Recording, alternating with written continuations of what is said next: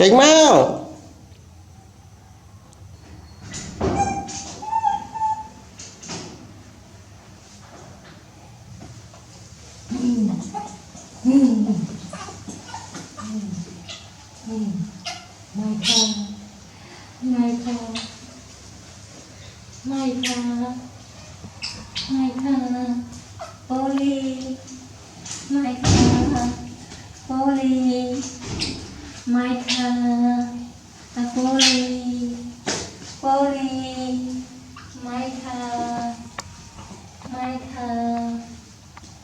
Polly,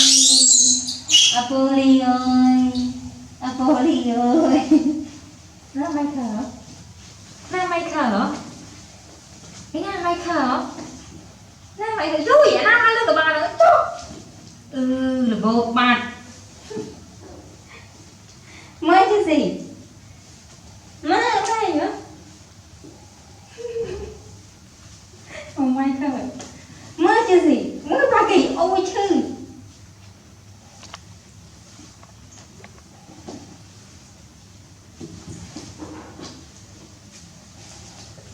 Hai ba kỳ Michael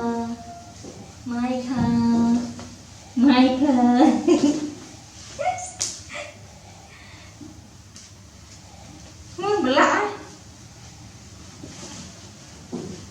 ra Michael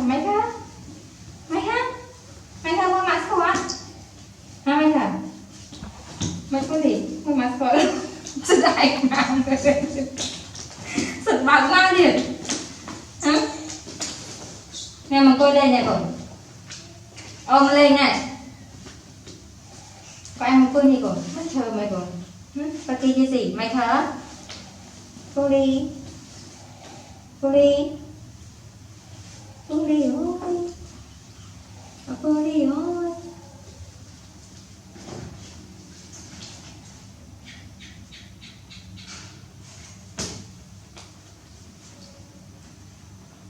bạn mang ở Việt Nam không? Polly ngồi ở Việt Nam á bạn mang luôn mà đó bạn mang hả? Mang với dạ Polly dạ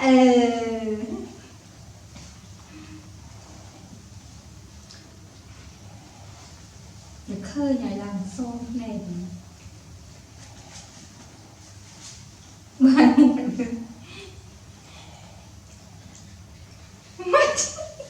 vậy apa gì hả mấy ba kỳ khăm là hai ẩm còn anh khăm đâu còn anh không lên được các bạn nào rồi mày lên được các bạn mạng này mình từ còn anh khăm hay được khăm muốn rồi đã đơn thả môi na nghe là môi na ó là môi na sao đây rồi đây mặt chặt áo vào play đây rồi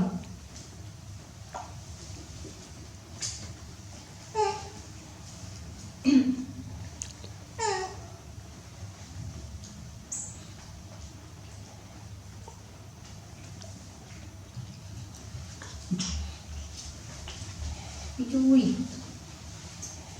đây Polly một đó đen ngon hả Polly lên ở đây ghê để hả cái ông tròn ông ngoắp ông nó đúng đi cái đây có một cục sọt mà lòng nghĩ không còn anh mình lên thì lên của anh mà này rồi đây lụ bạn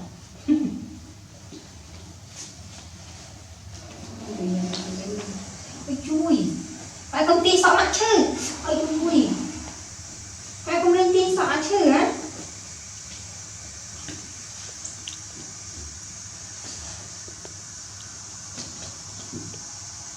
anh nhỉ cái gì con có cây chàng con anh khởi chàng cái à rồi hay là cái cây tích tia hả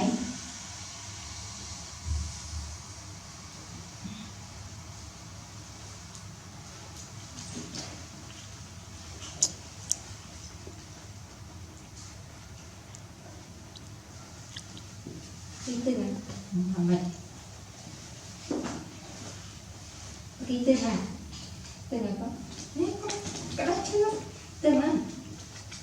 Từ nó cái gì nó từ mà ăn sạch là cái sạch là khô vậy đó thử nè các bạn khôi anh đi ok chào bạn mình nó thả bạn mình ok ok cái này các bạn mình lắm rồi nhở cậu đặt lon lên các bạn cho phồn không mới nó mới đặt lon lên các bạn cho phồn vậy ha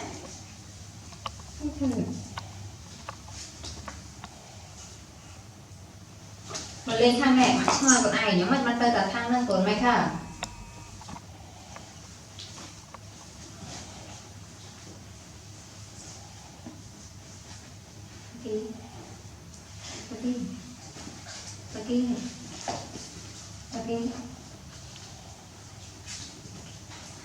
pin sọ mà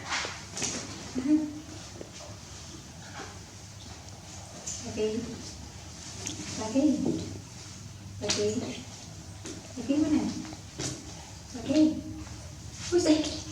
tôi xem ăn đã cái nào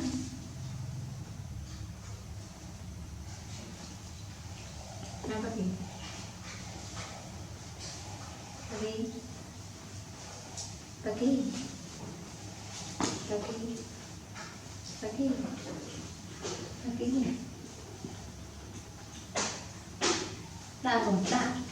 đang còn đã đây đã ta sẽ đâu ra cái này chứ mà trong đây anh xạo cái đà rồi anh xạo cái đèn này thì gì còn anh đi cho kho kê cho nó còn này ngon phơ nó dơ nó ngon phơ đã rồi bị chốt đã còn bị chốt kia đã còn bị chốt đã còn bị chốt đã anh chơi gì còn tay nào mày khờ để sẽ rửa đây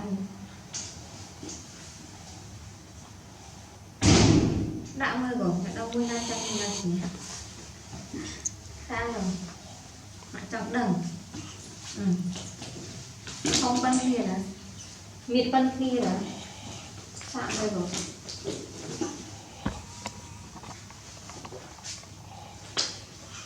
không đó không đây con không đây con này mà lên nè đồ đăng đi mà đi con đã tụi con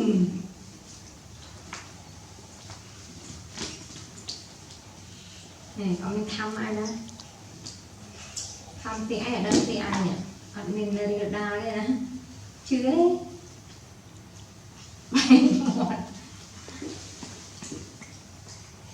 Jessie này mà này mày khờ